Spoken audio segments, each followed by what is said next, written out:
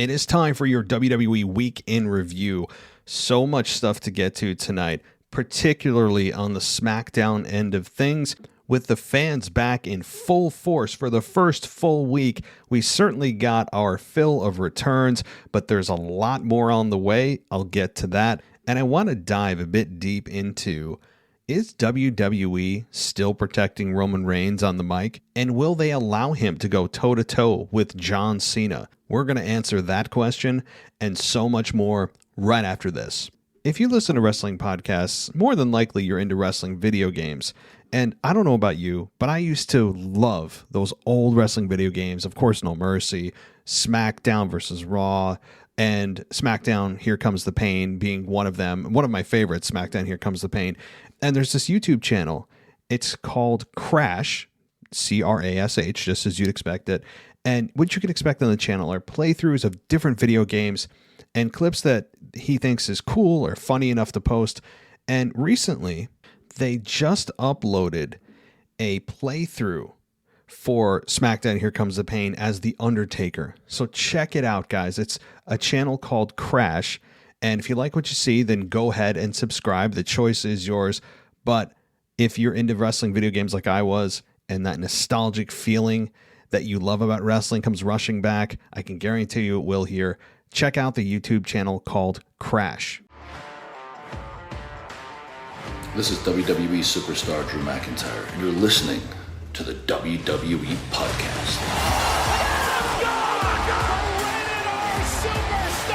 The champ is the one that everybody wants, me. Becky Lynch is going to WrestleMania.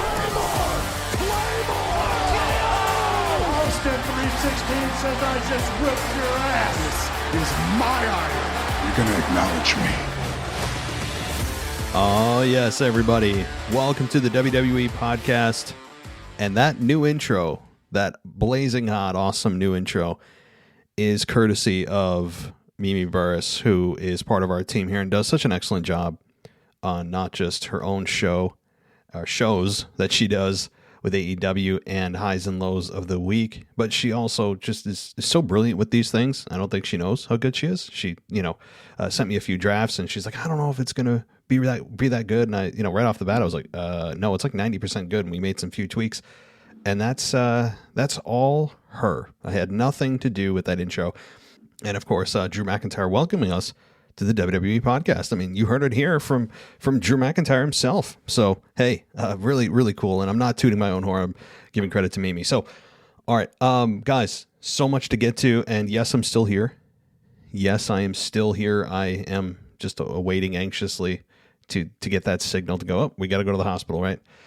With baby 2. So, I would assume pretty safely, this is probably my last week in review for a little while. You may or may not hear me on the Raw review and mailbag. Those are really up in the air, given that those are Tuesday and Wednesday. And of course, our Thursday show that I do with Anthony on the What If is also up in the air. What I'm going to do with the What If portion is I'm going to give you guys some shows that you haven't heard before. Anthony and I did have this exclusive on Patreon for about 4 or 5 weeks. And then, as you know, we moved it to the free feed. But we're going to take those shows you didn't hear and put them into the free feed for the next probably couple of weeks. But all of our shows will remain intact with our great team picking up my slack that I'll be leaving behind to go be a dad again. And they'll be doing Week in Review. We'll have Raw. We'll have SmackDown. Everything will be as normal, except you won't hear my voice. So maybe for some of you, that's an upgrade, right? Maybe some of you are tired of hearing from me. And if that's the case, then yeah, you got your wish fulfilled, at least on a temporary basis. I don't know. It's going to be really hard for me to stay away. I will say that. And I'll be busy. I'll have my hands full. I have my, diapers full of, what, and taking care of that stuff. But I'll say it's going to be tough. It's going to be tough not having a place to outlet when I see things go on in wrestling and stuff. So stay tuned to my Twitter feed. This is easier for me to communicate. It's only a couple of seconds it takes me to type up a tweet. So follow me at wrestling_audio on Twitter. That's wrestling_audio on Twitter. You can also follow us on Instagram at WWE_podcast. So if you'd like to maybe hear my reactions to things going on, might be a better place until I get back in front of a microphone. So again, this week is up in the air, but we'll see. All right, let's get to your week in review. And I just finished SmackDown. I always do. I'm always like a day behind everybody because I watch it on demand. And other than last week's, which we did a SmackDown VIP Discord server, watch it together live thing, I enjoyed SmackDown, I will say. And Michael Ritter did a nice job of covering it. And since I haven't provided my thoughts, well, here are some. The whole kind of crossover they did with the Miami runnings or whatever dual broadcast they had with Wale, that was good and bad. And some of it I really was embarrassed for them by, and some of it I was like, this is a really cool background. So let me start with the positive of that, and then I want to dive into Roman Reigns. I really want to dive into that because there are really a lot of avenues that we could jump down, and I don't have a co-host tonight of my own accord. Just my schedule's insane, and I didn't know if I would be able to commit to a co-host, and I wanted to be fair to them. So probably it's for the best because we'd go on an hour sidetrack about this. But I'll get to that in a second. Let's talk about the Miami runnings. What was it? Am I naming that wrong? It's the Miami music something crossover. And here are the good things that I liked about that. Number one, it's different. I don't remember the last time that's happened. Outside of Raw 25, where I believe they broadcast from both the Manhattan Center and the Barclays Center. Yours truly was in the Barclays Center. And I just can't remember a dual broadcast like that. So that was cool, number one. It's never been done, at least not on a regular basis whatsoever. The second thing, the background was awesome. The sun was setting. It looked like CGI, but it wasn't. You could see the palm trees and an awesome sunset, which was just, I don't know, it was just cool to see. Thousands and thousands of people in the crowd. Great background. Plus the camera angles during the matches of Bianca Belair and Carmella in their SmackDown Women's Championship match. And we had, of course, Angela Dawkins and Chad Gable. It was such an intimate feel to that match.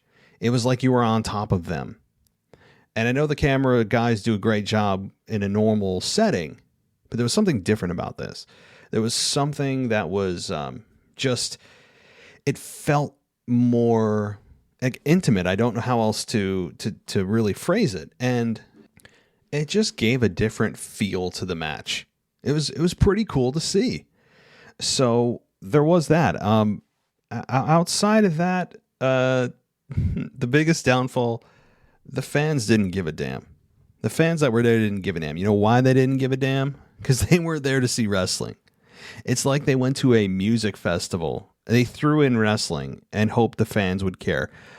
You can hear some piped in crowd noise, I think. I think there was a little bit of that, or maybe they drew on the audience, the live in attendance crowd in Cleveland. I'm not sure. But the crowd was sitting there outside of one in every 80 people making some kind of movement with their arms or making noise. Majority of people were standing there like, what? No, we didn't come to see wrestling. And you could tell. It was cool to see all those people, but they were not reacting whatsoever. And that was not, that was weird. That was weird, but I don't know what they could expect. Especially when you have stars like, Chad Gable, Angelo Dawkins, and Carmella out there. I mean, they didn't bring back The Rock there. They would have got some reaction from The Rock. It would have had to have been a household name for the crowd to react and care. So they were there clearly for the music, and understandable. I'm not knocking on that Miami crowd. They didn't buy a ticket to a wrestling event. They bought a ticket to a music event that had a sideshow of wrestling. So I just I was a little embarrassed for WWE in that respect, but they got great camera angles there. I mean, that was just a cool shot, and I love the close up of the match. That was really nice. The matches. So that's I just wanted to touch on that. As far as the matches go, though, we had Bianca Belair and Carmella. They did fine together, really good. I had no issue with Bianca Belair and Carmella here. They did a nice job for what could have been expected of this match. And I don't really know exactly what granted her that opportunity. Perhaps my mind is mush from everything, and I just don't remember why or how Carmella earned this opportunity from the SmackDown Women's Champion. That I don't know how that happened. I don't know if Bianca just decided to give it to her, but nonetheless, she got one, and whatever. So this match was fine, and Bianca winning cleanly with the KOD, total sense. I will say, given today's sensitivity, here's a question to you guys, do you ever see them renaming the Kiss of Death to something else because it has the word death in the name? I mean, they've renamed, the Curb Stomp to the Stomp for Seth Rollins. So, I don't know. It's referencing death. I have a feeling perhaps they just maybe say KOD and don't let you know what the acronym stands for. I thought about that. I don't know. Good. It's a great finish. I love it.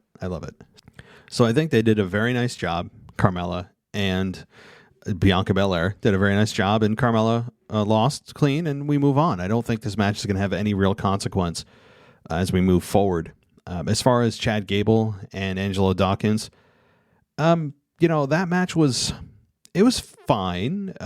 It was fine, and it was, I guess, as good as you could have expected those two as well. It didn't blow you away. You were somewhat invested in this. I mean, I wish that Otis wasn't kind of pushed to the side during this, and that it wasn't all about Chad Gable this week, because I think Otis is the one that we should be focusing on.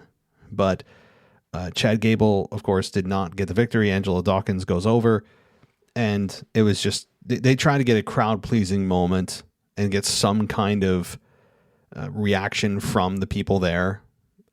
Let me just say this. If you are not a wrestling fan, you have got less than zero idea who Angelo Dawkins is. I'm sorry. You don't. You have no idea. None. And so, again, if they went into this knowing that there wasn't going to be any kind of reaction, then fine. But if they thought that they were going to get something respectable outside of like one in every 80 to 100 people reacting, then they're sadly mistaken. I think it may have been a blow to the ego for WWE, for some people thinking that they are this massive crossover entertainment spectacle, that it crosses over into music and movies and TV. And yeah, it does. But when you bring a live event to a show that's not about wrestling, more than likely outside of a few fringe fans, most people are going to say, what the hell's going on? Right. And some people are in the crowd talking to each other like, are they seriously, are they really going to be putting on this fake stuff this week? Like, it was advertised in advance, so it's not like they got there and they were surprised by it. It was advertised several weeks in advance, at least in WWE television, that they were going to be doing this. And I didn't know exactly what this would look like, but all right. So let's move on here to the actual SmackDown show that was in Cleveland. And let's jump into Roman Reigns as promised. I really want to jump into Roman Reigns here. John Cena, though, in relation to this whole thing, opens the show, and he also opened Monday Night Raw. I wouldn't expect him to continue to open shows. I think he's being used as the good old message to send to fans that, hey, we're going all in here. The fans are back. Here's something to sink your teeth into. John Cena's back. And opening the two shows is a message.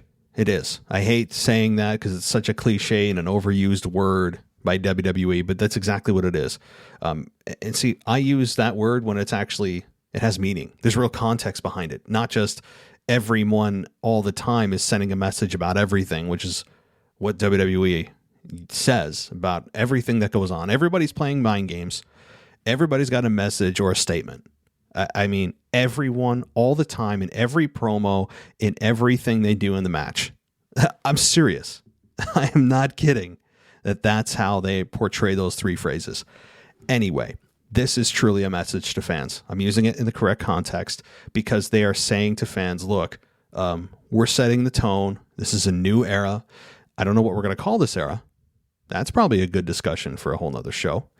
What era are we in? Post Thunderdome era? That's kind of lame.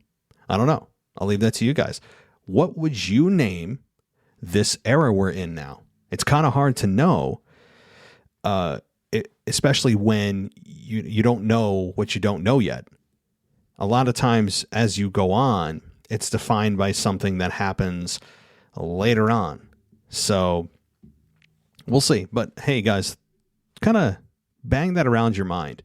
What era are we in now? So we got John Cena calling out Roman Reigns and challenging officially to the SummerSlam at SummerSlam for the Universal Championship.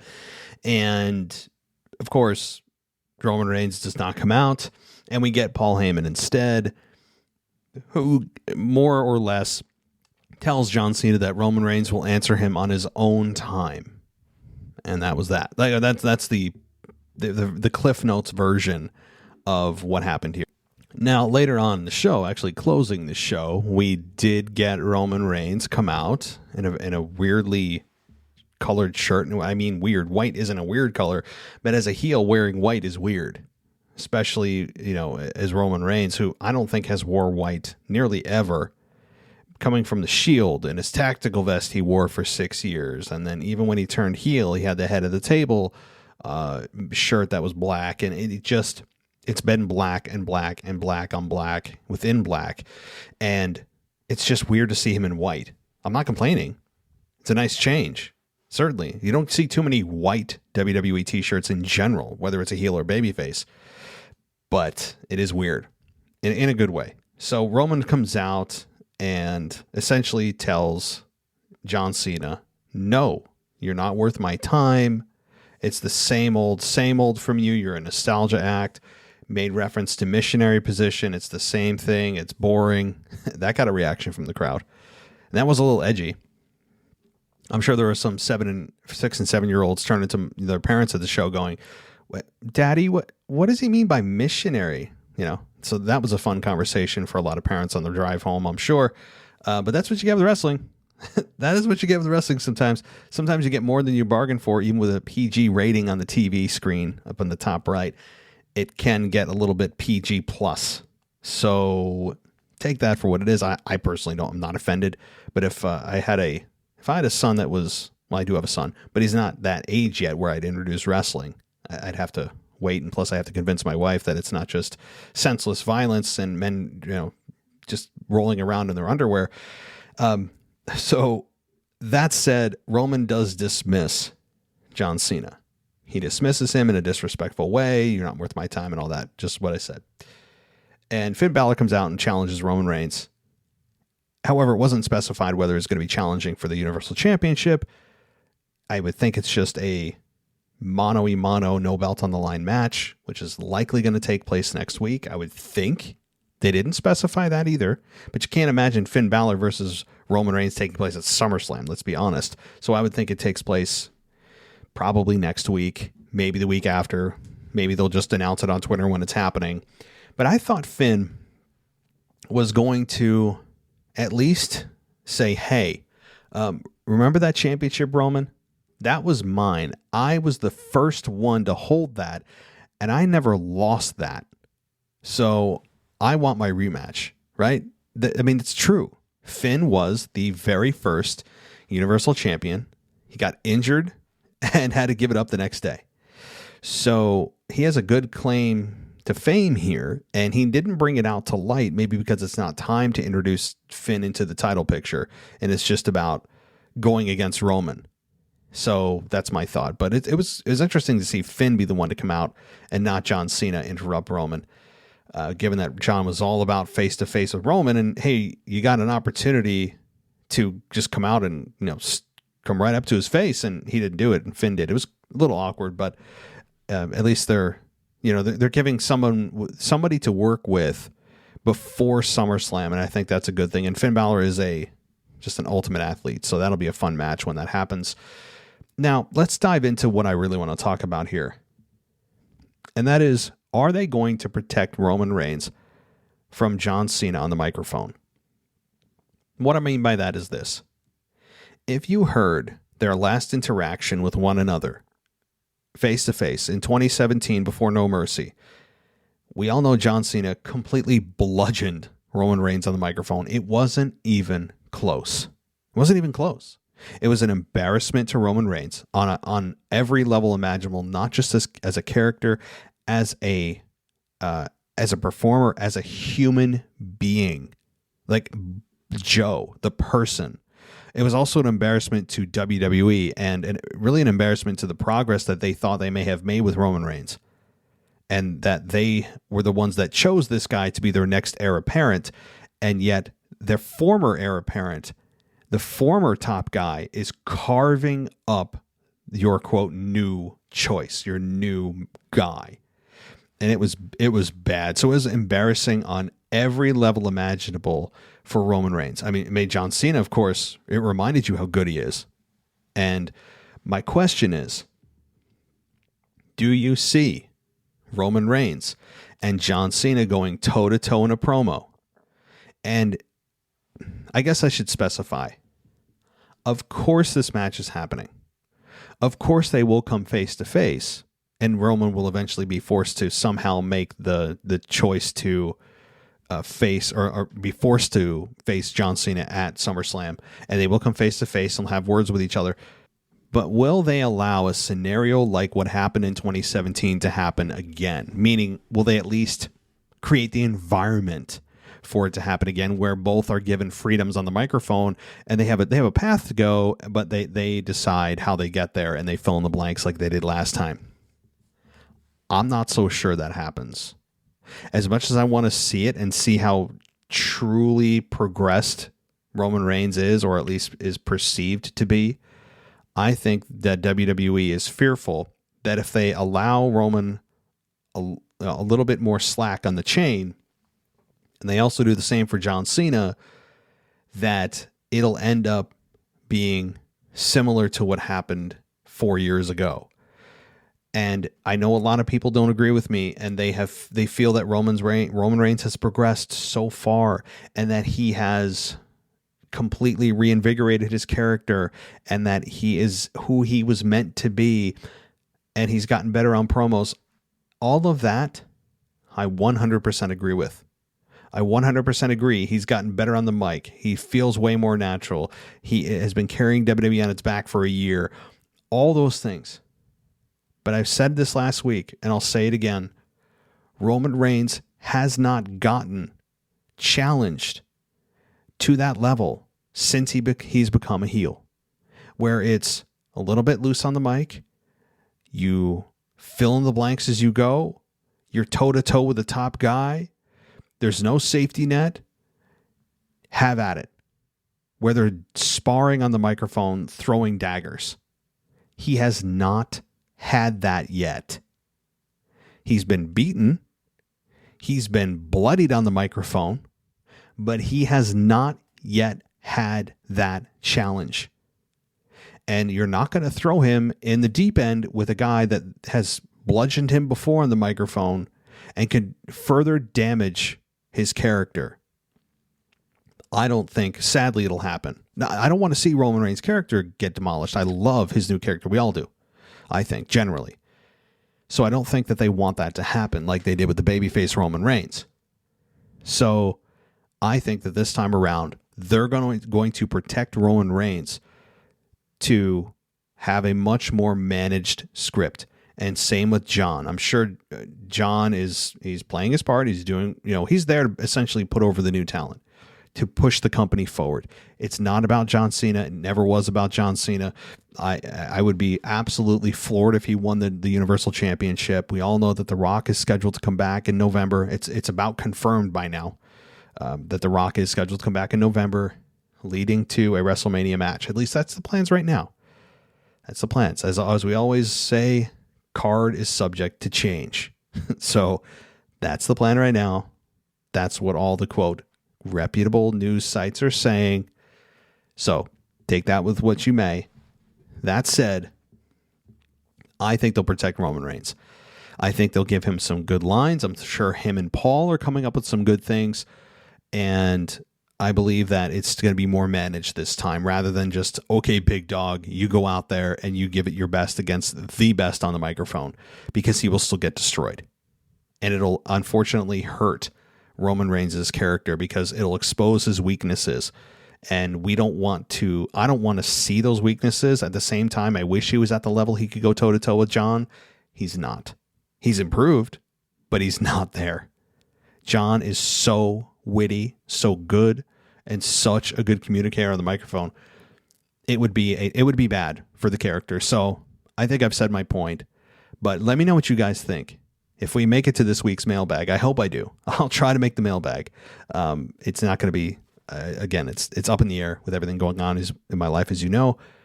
But if I do have a mailbag this week, I will definitely answer your questions about this and take your feedback. I'm curious what you think they'll do with John Cena and Roman Reigns on the microphone. So okay. Now let's move on here to Edge and Seth Rollins. Look, we all saw this program coming. We all saw the hints of it. We knew even before Edge returned that he had interest in working with guys like Rollins. So the fact that he's in a program with Rollins now is of no surprise. But I love it. I think this is good for both guys. I think this is somebody different for both guys to work with, as if they have never worked together before. I also love how they brought back the past of 2014. I wish they would show the damn footage of it. I think a lot of fans may not remember. They keep referencing it as if we're going to remember it. I mean, I do. I'm sure those that listen to this show, if you're a wrestling podcast consumer, then you probably know what we're talking about. But to those that are new to the product or kind of lost and may have just flat out forgotten, it was 7 years ago. They should probably show some footage, or maybe they're just ashamed now because of the visual of it. It was pretty brutal watching what Seth could have done, and it was all about bringing back the authority. I think they should own it. It would be fun to watch and remind you. So I don't know why they can't just pull up that piece of footage and show us, but maybe they will. However, this is a good promo between these two. Seth just calling Edge a piece of human garbage. You treated me like garbage. And Edge invites Seth into the ring and says, I won't lay a hand on you. And then says he's a liar. They start brawling. Edge gets the upper hand, goes for a spear, but Rollins rolls out of the ring. That's what you want. You don't want that heel getting what's coming to him yet. We all want to see that, right? That's the payoff. Why would you give fans the payoff? You shouldn't. And I think these two are going to have, again, at SummerSlam. I know the match hasn't been announced yet, but let's be real. The match is happening at SummerSlam. These two could easily steal the show. I really believe that. I do. And yes, Roman Reigns and John Cena are going to have, I think, a really, really good match. But Rollins and Edge, it seems as if in their limited interactions together on the microphone and very limited physical activity, that they do have a chemistry. And there is something there. I'm really looking forward to seeing what happens with these two. And it makes me wonder, is this going to be a blow-off between these two? Or is this going to be a multi-match program? Because if it's a blow-off and it's a one and done, you would assume Seth Rollins would win, because then you have a heel who is able to capitalize on that victory and move forward. If Edge wins and then goes away, well, Seth Rollins is left to do what? So you would hope that Seth comes out of this victorious. I'm a massive Edge fan, but even Edge knows at this stage in his career, and John Cena at this stage in his career, they are both at the giving back stage. It makes me wonder. I never even considered this. Never, ever. What about this, guys? And let me know what you think in the mailbag, or just tweet at me at wrestling_audio on Twitter. What about John Cena versus Edge at WrestleMania? What do you think about that? I think it'd be awesome. And yes, it's two legends. So really there's no lose. There's a win-win there, because no matter who loses, it wouldn't matter, because neither man is a part of the future of the company in terms of somebody they're going to look to carry the load or be champion for a long period of time. I think there's a lot there. You could have Edge play the heel, or even John Cena play the heel. If they want to go that road and finally do the heel turn for John and make Edge the babyface, that'd be awesome. You could kill two birds with one stone by having both guys, household names, on WrestleMania, have a program that has a ton of history. I mean, there's hundreds of hours of footage that they could go through and moments that they have had with one another and matches they've had over the last 15 years that they could pull some seriously cool footage. And they've already have groundwork for the, they already have a foundation built for this match at WrestleMania. And you could also have John Cena as the heel. It would be awesome. So I don't know what you guys think about that. I think it would be friggin' awesome. So let me know. John Cena versus Edge at WrestleMania 38 in Dallas. Man, 38. I almost said it was going to be like 36. It's 38. We're almost to WrestleMania 40. Wow. Okay. So in my fantasy booking sidetrack that I know some of you really hate that. I can't help it. It's wrestling, guys. Wrestling puts you on a dark rabbit hole sometimes. So moving on, though, I love this program so far. So far, it's what I hope for. Seth has been completely revived from the depths of just complete ineptitude and kind of losslessness, it felt like. And I'm looking forward to this program and the promos that come with it because both are very good on the microphone. Very good. And I'm looking to see Seth being revived even further. And you talk about a trajectory skyrocketing right now for Seth. It's great. And I think Edge knows that. And I'm sure he's happy to do it. So now moving on, Kevin Owens backstage ends up feeling pitiful for or feeling pity towards Baron Corbin, who continues to grow out his hair. He has stains on his shirt and talks about how he's lost money. Talks about just his life falling apart. And after Kevin Owens, I believe he gave Roman gave Corbin a stunner last week. Ends up giving him money. He gave him like $40 or something. I don't even know, whatever was in his wallet. And I'm like, what? He just told everybody you were a jerk for 8 years. And then we're supposed to feel bad for you. And then Kevin Owens shows, I guess it's supposed to show that he has a heart and he's sympathetic, which so he's a babyface, but it also kind of makes him look like a fool at the same time. So I do wonder where this whole Corbin thing's going to go, if it's going to be all a ruse. And I told you, I was just showing how weak you all are and how soft you all are. I mean, I could see Corbin doing that. Other than that, I don't know the end game. I don't think turning him babyface is going to work. I don't think. I could be wrong.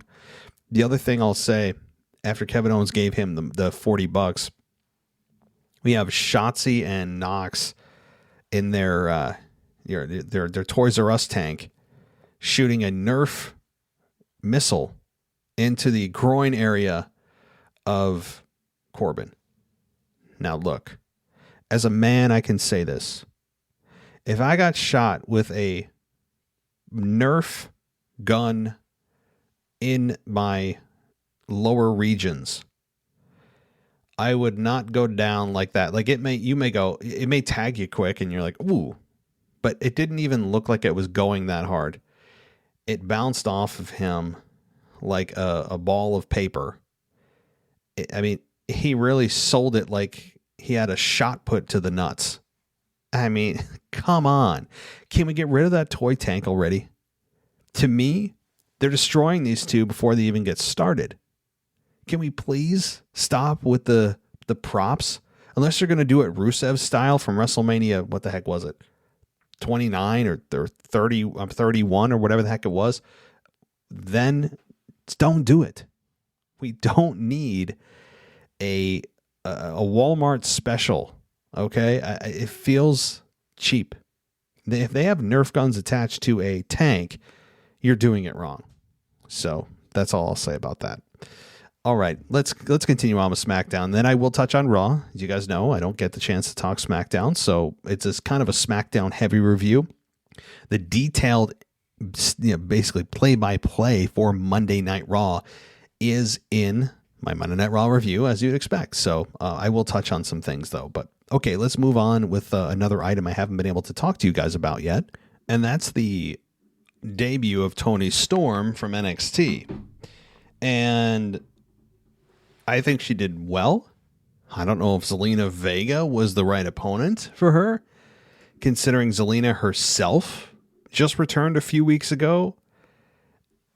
It was weird. I mean, I'm all for Toni Storm. I think she is excellent in the ring. She, to me, when I look back at the Women's Evolution pay-per-view from a few years ago, she was a standout for me.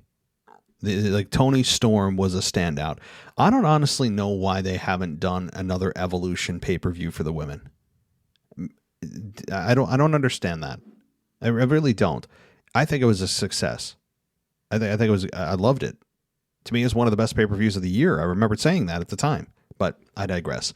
So Toni Storm debuts against Zelina Vega and predictably beats Zelina Vega, which I'm all for Toni Storm getting victory, but I also want Zelina Vega, to win a effing match since she came back. It was just kind of weird. So Jimmy Uso defeated Dominic. So that's a thing. I think they were fine, other than the ending, which was kind of sloppy. It was Dominic's fault seemingly with the kind of screwy finish, and it happens. Dominic hasn't been in front of a live crowd other than the last couple of weeks, and so it wasn't the best ending. But I think that'll come with time, and I'm not going to fault him for a botch. Okay, he's generally exceeded most people's expectations. It's going to happen, but it was fine. Dominic, as terribly as he is on the mic, he makes up for it in the ring. So, yes, he looks like he's still in high school at best. He does have a very, very young looking face. Perhaps growing some facial hair will help if he can. I mean, I don't know. I'm fairly sure that he's at least past the age of puberty. So if that's the case, he should be able to grow something on his face. I think that will help. I mean, in all seriousness, I do think it will. So, all right, let's get to something that was just kind of weird to me. And this to me, and generally here, let me say this before I get into something I didn't like. I generally did really enjoy SmackDown. I did. I thought it was a well-booked show. It wasn't the strongest show I've ever seen. It was kind of weird with the whole Miami crossover, but it was generally a good show. And had the crowd not been there, I think we would have been a little bit more down on this show than we otherwise would be. But it did help, and I thought the show was fine. So this to me though was the low point, and let me get to that right now. Big E coming out. We finally get to hear from Big E. What does this mean to him winning this briefcase? What about Big E? What about your character should we care about that we need to get behind and understand so that we're invested in you cashing in and ultimately potentially winning a championship? Well, we didn't get any of that. He was interrupted pretty quickly by about half the roster. Apollo Crews comes out, talks about how he didn't win anything. He just won a briefcase. He didn't win a championship yet. And then Bobby Roode and Ziggler come out. Then Rick Boogs and Shinsuke come out. Cesaro came out. And it ended with Cesaro giving a swing to Crews. About, two rotations worth. What? I think this was bad. This was bad on a number of levels. And again, I don't have a lot of complaints about the show. So I want to make clear about 80% of the show I thought was really good. Now, this is where it gets bad because, again, Big E, as I've been saying for months and months now, continues to tie himself to the New Day. His ring gear, the way that he speaks in general, although he can show serious sides at times. His I guess graphic, his logo that he has is still tied to the New Day. All of his colors are tied to the New Day. The only thing different about him really is his music. That's about all they've changed. It's not good progress. And I know maybe they're thinking, well, why would we change what brought him to the dance? Or no pun intended. We don't really know who Big E is. We don't want to take a chance on something that may not work. We're going to stick with what we know works. Well, what you're doing isn't working. So there goes that. And if you don't try to push this guy into his own identity, or at least let him have the opportunity to find out who he is and take a chance, he's not going to work. The fans will reject this eventually. I believe that. I don't understand what the kind of mesmerization is with Big E right now anyway. He's just, anyway. Let's continue on. Big E does not get a chance to talk about what this means, and I was actually looking forward to seeing what he had to say, because it seemed like he was in more of a serious tone. The crowd chanting, "You deserve it," all that stuff. And it felt like the moment got cut off when it shouldn't have. And that was not good, and not in a heel way, not like, oh, I'm so mad at Apollo Crews. No, in a way that I think hurt character development. There's a difference. Usually when a heel is cutting off a babyface, it's to get heat on the heel and not hurt the babyface. In this case, you didn't get any heat on Apollo and hurt the babyface's character by not allowing it to progress. So that's the difference here. It was just a complete miscue on the creative here. But we need to hear from Big E. I mean, point blank, end of subject. We need to hear from Big E. We need to hear who he is, why he's here, beyond the New Day stuff. Have a sit-down interview with the guy. Take the damn colors off. Let us know who you are. Just give us a history. I'm not talking about doing that, doing the same thing they did with Bobby Lashley and talking about his three sisters and having really weird stories. Big E, I don't think would do that. Big E is a confident guy. He can talk. He's cut serious promos before, albeit very few and far between. So there's something there. Perhaps it'll be let out if you just stop covering it with the New Day garbage. So anyway, I thought it was a missed opportunity. And then, of course, you get everybody else in the world coming out. Everyone in single file apparently backstage. I mean, I don't know how that works, right? You always get these segments from time to time, specifically when there's like a multi-person match coming up, like Money in the Bank, Royal Rumble, or Elimination Chamber, where you know that there's just one after the other is going to come out, as if they're standing backstage with a teacher and a ruler in her hand going, okay, it's your turn. Jimmy, you're up. Come on. And everyone's like standing single file. It feels like that when they do this. You know, I'm not a fan when they just come one after the other. But yeah, this was bad. And then Cesaro swung. I mean, for Crews, I don't care. This sounds like it's going to be the way it's shaping up. Multi-person match at SummerSlam. 5-6-way elimination, something along those lines. So that's ultimately what I thought about SmackDown. I thought it was a well put together show, outside of that sloppiness and complete miscalculation on part of creative to help Big E move forward. Now let's touch a little bit more on Monday Night Raw, and then at the end, I do want to also very quickly, touch on the confirmation, the quote confirmation that CM Punk has signed with AEW and what that means to WWE as well. I'm not going to dive into that deep. If you want to hear more on what Mary Grader and I thought in an hour show about that potential news and Daniel Bryan signing, we have a whole show dedicated to that. Just go back to our show last week. But I do want to touch on that later. So quickly on Monday Night Raw. Again, some of the big stories, if you've forgotten, I know I did because I had to like rehash my mind. Other than Goldberg returning, we'll get to that, is Nikki Ash. I'm just going to call her Nikki Ash. I'm not going to say ASH, because if you're going to use an acronym that can actually be phonetically said, I'm not going to say ASH. I'm going to say Nikki Ash. Cashed in. She became Raw Women's Champion. I still don't understand how we're supposed to get behind this, because she's just a positive, jovial, energetic person, and she's acting like, a Halloween character. Again, it's not my demographic. I don't gravitate to this. I don't want to hear about the positivity. I don't want to hear about that. And I don't want to hear, oh, there's so much negativity in this world. She's a beacon of light. Well, I don't know about you. I don't watch wrestling to be inspired and feel good about the characters they have. I watch wrestling to, watch bad guys get their ass kicked, watch good overcome evil, and watch some damn good matches with physicality and characters I can understand easily, and not use wrestling as an inspiration for my life. I'm sorry. I don't do that.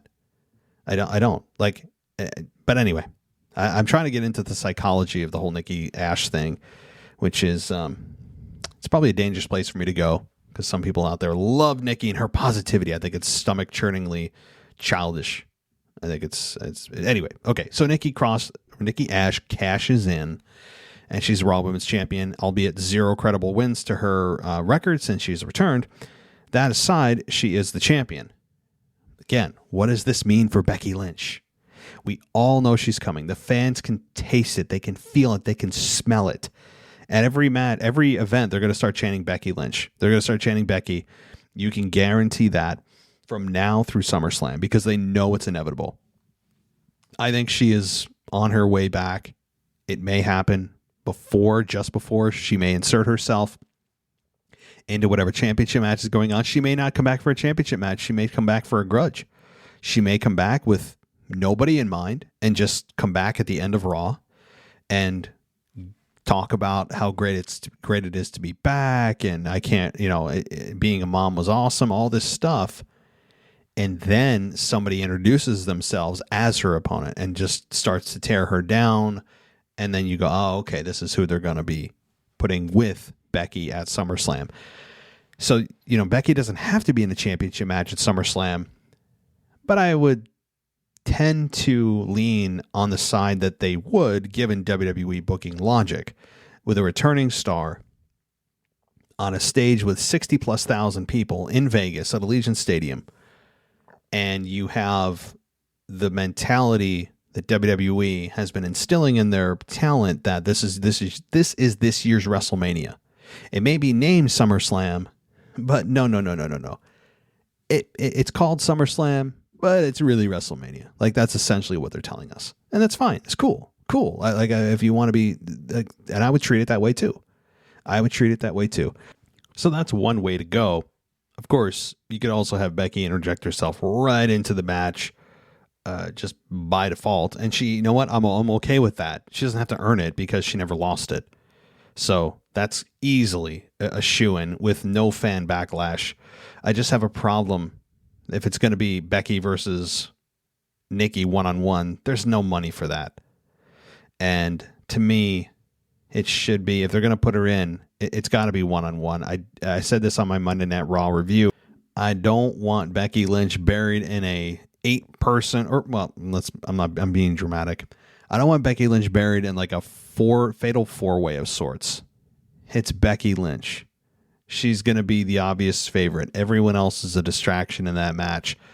And I have concerns about Becky being kind of hidden and not showcased as a one-on-one. But maybe they do kind of break her in back into the live crowd atmosphere, get her back into a match where she doesn't have to do all the lifting. It can be shared among 3 other women. Maybe that is the logic. I actually would not have Becky Lynch win there. I wouldn't. I would have Becky Lynch win and chase until WrestleMania. But that's not going to happen. I can guarantee you that they will not be able to hold out their temptation to do that. I love a babyface in chase mode, particularly one that's as popular as Becky and a returning Becky Lynch. I think it'd be great. But so that's that. I know I'm not talking about a review this week. I'm going on fantasy booking tours here. But as far as this week went, Nikki cashing in, fans loved it, unfortunately. I thought it was bad just because I can't stand the Nikki character. But Charlotte losing her 11th championship, that I don't think we've ever had a shorter title reign from Charlotte. Has anyone, to their knowledge? I don't think so. So that was pretty surprising. And so anybody but Rhea Ripley right now. Like, Rhea Ripley was not good as champion. And Charlotte, it felt like everything was right with the world again. Okay, Charlotte's champion. All right. Like, yes, we've seen this before, but at least we know what we're getting. It's going to be good, even if people are tired of it. And she hasn't been champion in like a year and a half. Rhea as champion felt contrived. It did not feel natural. she was booked as a babyface to heel to babyface to heel to more heel to a little face to back to heel. They didn't know what the hell to do with her. And there's no quicker way to destroy a character or make fans feel apathetic towards a character than not giving them a solid direction about where you're going with that character. I don't want to hear the shades of gray analogy of how that's real life and how there's no pure good and pure evil and everybody has both. Yeah, we know. Thanks, but that's not why we're watching wrestling. We want to be able to clearly see the good traits in somebody and why we should support them. And we want to see the evil traits in someone else and why we should go against them and want to see them get their ass kicked. It's not hard. We understand that logic. I've heard people say that. And to me, tweeners and shades of gray is a deodorant for lazy, non-creative, failed booking. Period. So, anyway, I think that ultimately these 4 women, meaning Becky, Charlotte, Rhea, and Nikki, are going to be in a fatal 4-way at SummerSlam. So, that's my thought. All right, let's continue on here. And, oh boy, I'll skip Goldberg for now because I don't want to have negativity after negativity. So Drew McIntyre, and not just because of the cameo we got from him. I guess that maybe I'm a little bit more biased now, but the viciousness, the violence that we saw from him on Monday night was uncomfortable, and maybe that's the point, because you don't give somebody 30 plus chair shots, leave the welts on that man's back and likely scarring for the rest of that man's life if it's not for a purpose. And I think that purpose is not to turn Drew heel. I think it's to show a side of him that we haven't seen at all. At least those of us that have watched him since he debuted on the main roster. We have not seen that yet. And it's a nice change. So it's uncomfortable, yes.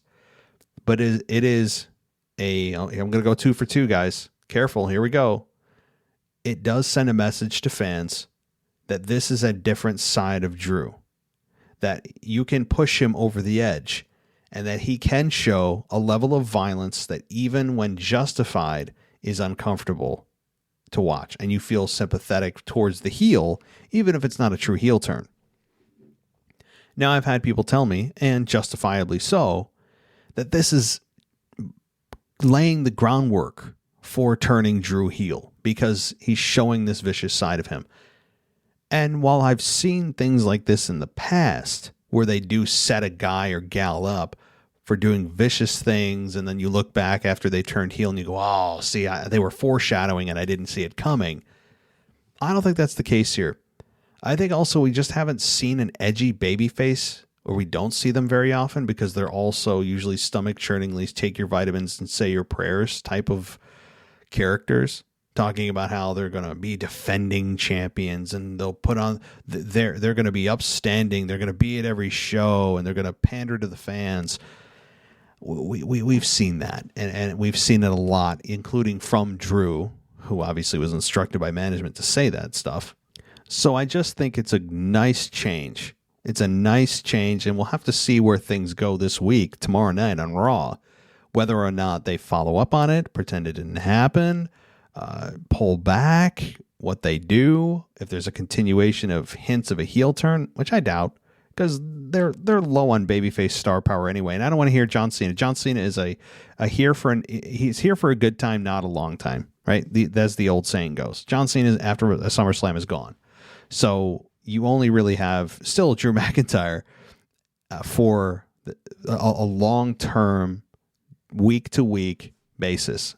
I don't count Goldberg either, and we'll get to that next. So, but it's nice to see a little bit of a different side from Drew, and I'm very interested to see where they go with this. Very. Hopefully, hopefully somebody also can return the favor to Drew, and if they hit him hard enough, maybe it'll beat those history lessons out of him.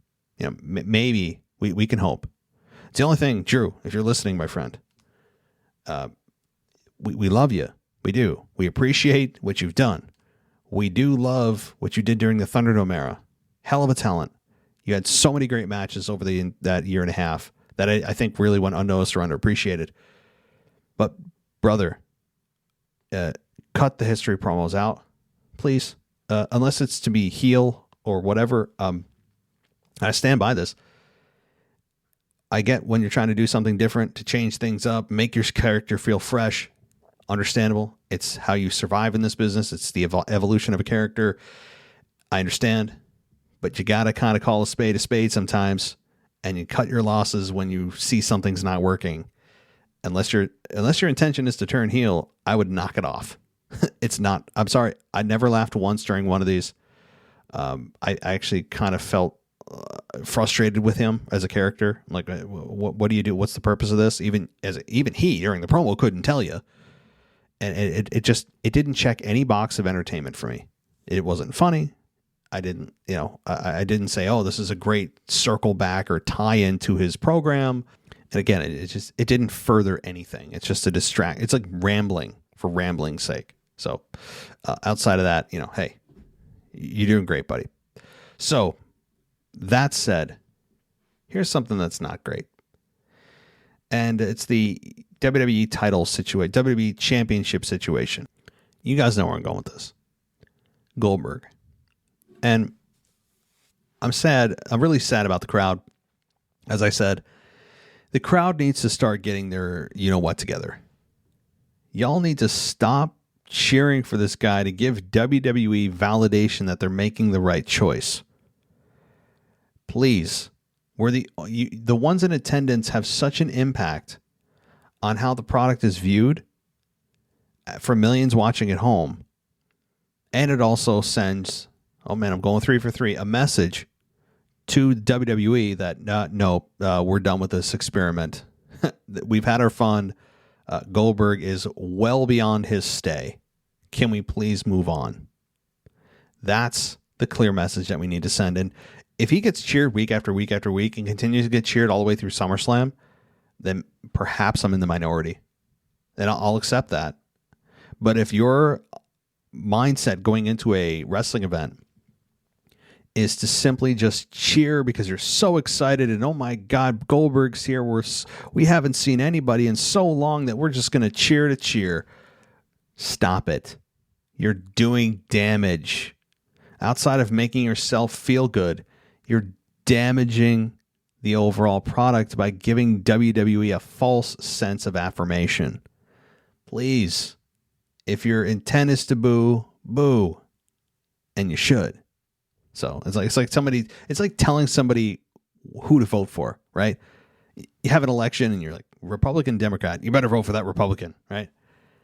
And it's never going to work because that person's ultimately going to do what they want to do. But come on, guys. Get with the program, for God's sakes. All right. Well, Goldberg, at the ripe old age or the ripe young age of 54, just comes in, waltzes in as he does, and is afforded a championship match because, well, he's owed one, right? That sense of entitlement at 54 is still there. I'm not looking forward to this. I'm not. The only thing that would make me smile during this is if fans just demolish Goldberg during this match. And look, I have the utmost respect for Goldberg. The shape he's in is stupid for 54, and I mean that complimentary. He is a workhorse. He's a genuinely good dude from what I understand. Family man. That's great. Same with Kofi. I feel the same way. But I'm not following here. How are we going to get behind a guy that was a WCW guy, right? WCW through and through. And is 54 years old. Doesn't have good matches. You know he's a one-trick pony or a two-trick pony. It limits the opponents that he has in the ring because they're limited because he's limited, so you're not going to have a good match other than just finish. It's like starting a wrestling video game with 5 stored finishers. And Goldberg just continues to hit that finish button. Like, hit your finisher to, click L1 and R1 together, and that's what he's doing. It's as if like a 10-year-old is playing WWE 2K. We won't say 2K20 because we all know how that game is. They're playing 2K22 and they're just hitting those two buttons. They're just finish. It's frustrating. So, if Goldberg wins, look out on this show. Look out. I mean, it's going to be a really rough day at the office if Goldberg wins that championship and beats Bobby Lashley, because to me, it's Bobby Lashley and Brock Lesnar for the championship. That's the money match, not Goldberg. So guys, fans, let's send. WWE loves to send us messages. They talk about messages all the time. Let's send them one right back. One of, F this, we're done with Goldberg. Stop bringing him back. Please. The last thing I'll say on Karrion Kross, because many of you were very disappointed in his loss. I talked about this in the mailbag, I think, at length, but I'll say it one more time to talk many of you off the ledge. Yes, the rule of thumb in WWE is to have a returning or debuting star win. That is a general rule of thumb. And they violated that rule of thumb this week with Jeff Hardy with his old music. Maybe, again, that probably gave him some kind of energy, right? Some kind of superpower. They had him beat Karrion Kross. But, guys, there is a lot to go in this program. Karrion Kross, by the time we get to SummerSlam and he beats Jeff Hardy, presumably, you will forget all about this. It's one step. It's one of 5-6 steps we have to get through before this program's over. And it certainly was not what you want to see as a Karrion Kross fan on the main roster. But don't forget, at the end of the day, Karrion Kross is going to come out on top, and he's going to bludgeon Jeff Hardy. And those of you that were upset about this are going to forget about this quickly. So have some faith. It's just a little different from what their normal formula is. And I agree that as a rule of thumb, you kind of do want a person coming up or debuting to have an impact by winning. But they can have an impact by losing too. He cut a promo after and talked about how that's going to be the biggest mistake of your life, Jeff. So he got a little bit of heat back, and he sent, a good old statement or message to Jeff. So I just wanted to talk about that because many of you were very upset about the Karrion Kross loss on Raw. So, alrighty. Well, that is it tonight for the Week in Review. I hope everyone enjoyed this.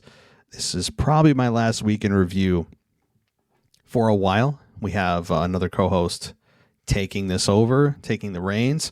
But I hope I'm able to do the Raw review this week. I'm not sure. Things are up in the air, as well as the mailbag. But I will try. I'm going to do everything on schedule until I can't. And then you're going to hear from all our other co-hosts that fill in for me graciously. So everybody, thanks so much. Thank you for listening. And as always, I'll talk to you next time.